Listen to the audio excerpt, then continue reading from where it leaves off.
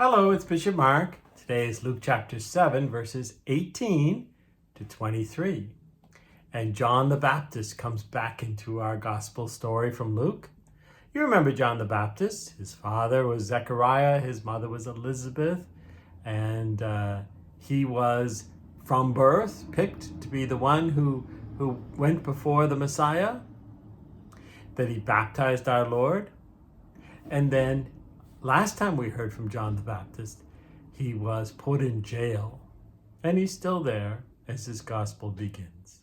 So let's see what happens, why John the Baptist is back even though he's in jail.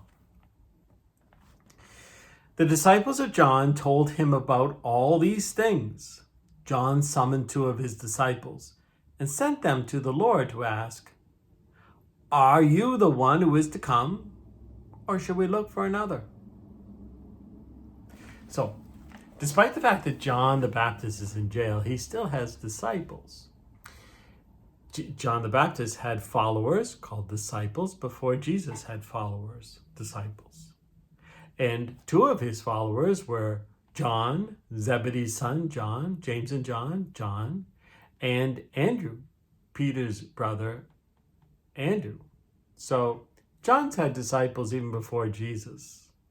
In fact, those 2, John and Andrew, became disciples of Jesus because John pointed out the Lord.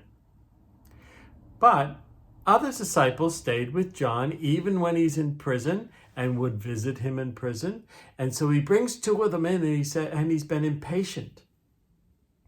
Now, you're John the Baptist, and your whole life you've been told you're the one who would come before the Messiah.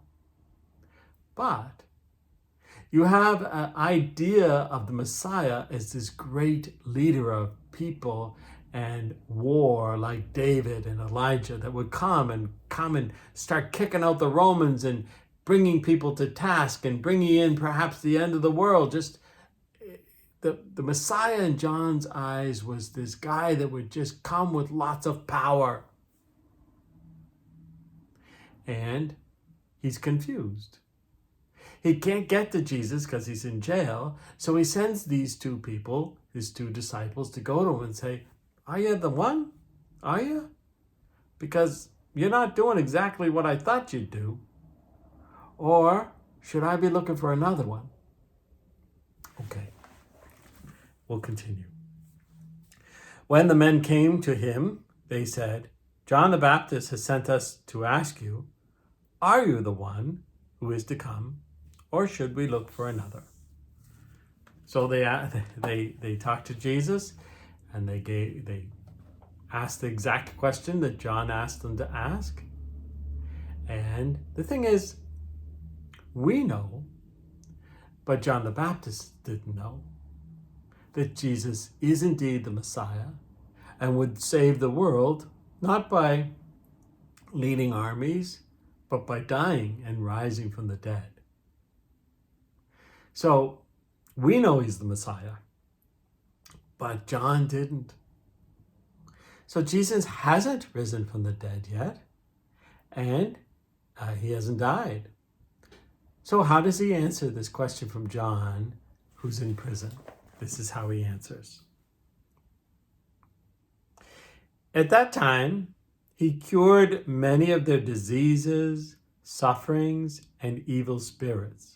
He also granted sight to many who were blind, and he said to them, okay, so Luke is reminding us that not only is Jesus doing all these miraculous things, but if you heard them the way the people who really know the Old Testament know him, they would know that these are also signs of the Messiah in the Old Testament, that he would give sight to the blind, that he would cure the sick, the suffering, the evil. In Isaiah, there's a book in the Old Testament. These are some of the things, for example, that the Messiah would do. So Jesus is saying, well, look around. Because although perhaps it's not exactly as you envisioned, there are many signs here that I am the Messiah. He says this to the disciples without saying, yes, I'm the Messiah.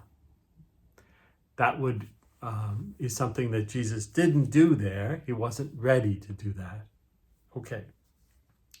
So he says, "Go and tell John what you have seen and heard. Blind regain their sight, the lame walk, lepers are cleansed, the deaf hear, the dead are raised, the poor have the good news proclaimed to them." So Jesus gives him the list. This list is not just random list. This list we've already seen in Luke's gospel, right? All these things.